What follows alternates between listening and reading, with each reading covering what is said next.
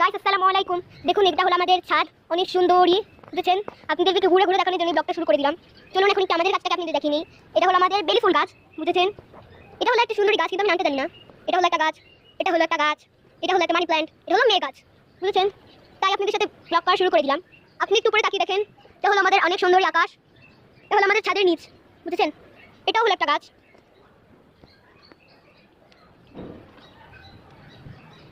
আপনাদের অনেক ভালো লাগছে আমাদের পরিবেশ দেখে।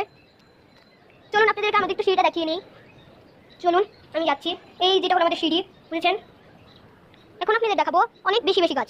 এখানে হলো অনেক গাছ, পরে এখানে অনেক গাছ, আবার এখানে অনেক গাছ। আমাদের পুরো ছাদটাই গাছ দিয়ে ভরা। আর আপনাদেরকে আমাদের ছাদের নিচটাই একটু দেখাতে হবে না? চলুন দেখিয়ে নিয়েছি। চলুন কোন আসুন। এই যে এটা হলো আমাদের ছাদের নিচ বুঝেছেন।